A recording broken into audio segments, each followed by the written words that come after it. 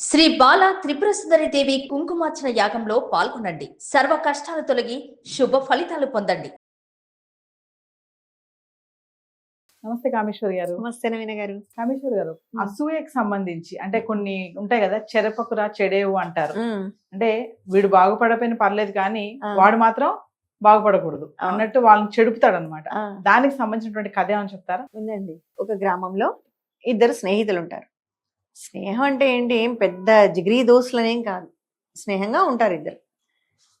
ఒకడేమో బాగా అందంగా, ధనవంతుడు కూడా అందంగా ఉంటాడు, ధనవంతుడు, కానీ కాస్త బుద్ధి అంత మంచిది కాదు. వాడి స్నేహితుడు ఇంకొకడు ఉంటాడు, అంత వీడంత అందంగా ఏం ఉండడు, కాస్త ఏదో పొట్టిగా ఉంటాడనమాట. ఉంటాడు, పేదవాడు వాడు. వీళ్ళిద్దరి స్నేహం నడుస్తూ ఉంటుంది. కానీ ఊర్లో వాళ్ళందరూ ఏమంటారు, వీడిని ఎవరైతే ఈ పేదవాడు ఉన్నాడో ఈ పేదవాడిని పొగుడుతుంటారనమాట. బా అతన చాలా మంచివాడు, బాగా హెల్ప్ చేస్తాడు, అందరికీ హెల్ప్ఫుల్గా ఉంటాడు అని వీళ్ళిద్దరు దారిలో ఎక్కడ వెళ్తున్నా కూడా ఈ పేదవాడినే పొగుడుతుంటారు. ఈ ధనవంతుడైన స్నేహితుడు ఎవరున్నారు, వాడిని ఎవరు పొగడరు అనమాట. వాడికి ఇంకా జలస్వామి అవుతుంది. అరే అదేంటి, నాకు అన్నీ ఉన్నాయి, నాకు అందం ఉంది, నాకు చదువు ఉంది, నాకు ధనం ఉంది, అయినా వీడిని పొగుడుతారేంటి అందరూ అని వీడికి చాలా జలస్ ఫీలింగ్ ఉంటుంది. ఉంటే ఒకరోజు ఏం చేస్తాడు, ఇతను గొర్రెలు కాస్తుంటాడు అనమాట. ఈ పేదవాడి దగ్గర కొన్ని గొర్రెలు ఉంటాయి. గొర్రెలు ఉంటే వీడు దొంగతనంగా ఆ గొర్రెలను తీసుకొచ్చి వాటిని చంపేస్తాడు. చంపేసి వాటి చర్మం అంతా తీసి పక్కన వేసింటాడు అనమాట. వీడు పాపం నా గొర్రెలు మిస్ అయిపోయినాయని వెతుక్కుంటూ పోతే వాడి ఇంటి దగ్గర కనిపిస్తాయి. పోయి అడుగుతాడు, ఎందుకు ఇట్లా చేసావు నువ్వు, నా గొర్రెలను చంపేశావు అంటే వాడు చాలా రూడ్గా ఆన్సర్ చేస్తాడనమాట. ఏమో నాకు తెలియదు, పో ఎక్కడ పోయినాయో నీ గొర్రెలు, అవన్నీ నాకు సంబంధం లేదు అని చెప్తాడు. అప్పుడు అతను చూస్తే అక్కడ గొర్రెల చర్మం కనపడదు. కనిపిస్తే పోనీ ఆ చర్మం అన్నా నాకు ఇచ్చేసేయి, నా గొర్రెలను ఎట్లాగో నువ్వు తీసేసుకున్నావు అంటే తీసుకుపో అంటాడు. ఆ చర్మం తీసుకొని వాడు బాధపడుతూ పోతుంటాడు. అయ్యో నా గొర్రెలను చంపేశాడు వీడు అని బాధపడుతూ వెళ్తుంటే మార్గమధ్యంలో ఒక చెట్టు వస్తుంది. ఆ చెట్టు పైన కాస్త పళ్ళు ఉంటాయి, ఆకలి వేస్తుంటుంది. వీడు ఆ చెట్టు పైకి ఎక్కుతాడు. ఆ చెట్టు పైకి ఎక్కి కాస్త పళ్ళు కోసుకొని తింటూ ఉండగా కొంతమంది దొంగలు వచ్చి ఆ చెట్టు కింద కూర్చొని నగలు పంచుకుంటుంటారు అనమాట. నీ వాటా నా వాటా అని పంచుకుంటుంటారు. పంచుకుంటుంటే వీడు పైనుంచి ఇలా తొంగి చూస్తాడు. తొంగి చూసినప్పుడు వీడి చేతిలో ఆ చర్మం ఉంటుంది కదా, ఆ చర్మం కాస్త జారి కింద పడుతుంది, వాళ్ళ మీద పడుతుంది. వెంటనే వాళ్ళు తల పైకెత్తి చూస్తారు. ఎవరు వీడు కాస్త పొట్టిగా ఉంటాడు కదా, ఆకులు కొమ్మల మధ్య కనిపించడు, మనిషి కనిపించడు అనమాట. కనిపించకపోయేసరికి వీళ్ళు పైన చూస్తే ఎవరు ఉండరు. ఇక్కడ చూస్తేనేమో గొర్రె చర్మం పడింది. అమ్మో పైన ఏదో పిశాచం ఉంది రోయ్, అదేదో తినేసి ఆ చర్మాన్ని కింద పడేసింది అని భయపడి, అమ్మో పిశాచం అని భయపడి అంత నగలన్నీ అక్కడే పడేసి వెళ్ళిపోతారు.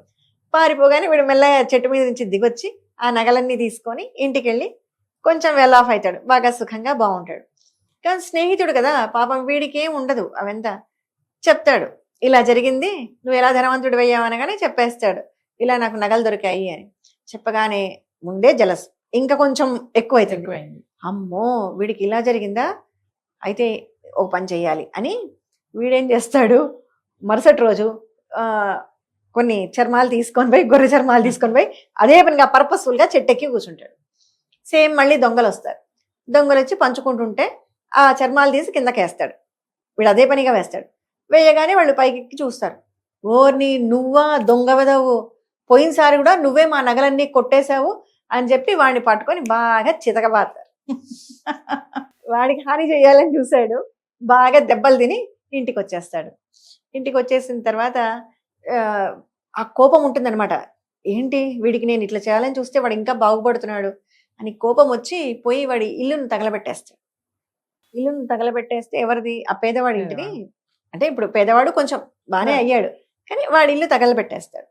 తగలబెట్టేగానే వాడు పాపం ఏం చేస్తాడు, మంచివాడు కదా, ఏం చేయలేడు. ఆ బూడిదనంతా తీసుకొని ఇల్లు మొత్తం బూడిద, కుటీర ఇంత బూడిద, దాన్ని అంతా ఒక బండికి వేసుకొని దాన్ని కప్పేసుకొని వెళ్తూ ఉంటాడు.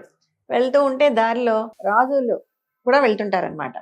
వెళ్తూ వాళ్ళ బండి వెళ్తుంటే, నీ బండిలో ఏముంది అంటారు వీడిని. నా బండిలోనా బంగారం ఉంది అంటాడు. అంటే వాడి ఇల్లును వాడు బూడిద అని చెప్పలేక నా బండి నిండా బంగారం ఉంది అంటాడు. అనగానే అతను అంటాడు, అవునా మా దగ్గర వజ్రాలు ఉన్నాయి అంటారు. అవునా సరే మాట్లాడుకుంటూ వెళ్తుంటారు రెండు బండ్లు. వెళ్తుంటే వాళ్ళు అంటారు, సరే మా దగ్గర వజ్రాలు ఉన్నాయి, ఇప్పుడు ఎలాగూ అంటే ఒకప్పుడు అంతా బార్టర్ సిస్టమ్ లాగా ఉంటూ ఉండేది కదా, సో ఈ కొన్ని వజ్రాలతో మేమేం చేస్తాము, నీ బండి మాకివ్వు, మా బండి నీకు ఇస్తామంటారు. అంటే ఇక్కడ ఒక పాయింట్ గమనించాలి, వాళ్ళు నీ బంగారు మాకివ్వు, మా వజ్రాలు నీకు ఇస్తాం అనలేదు, వాళ్ళు నీ బండి మాకివ్వు, మా బండి నీకు ఇస్తాము అంటారు. సరే అలాగే అని వీడి బండి వాడికి ఇచ్చేస్తాడు, అంటే బూడిద బండి వాడికి ఇచ్చేసి వాళ్ళ వజ్రాల బండి తెచ్చుకుంటాడు. మళ్ళీ వజ్రాలు వస్తాయి, మళ్ళీ ధనవంతుడు అయిపోతాడు వీడు.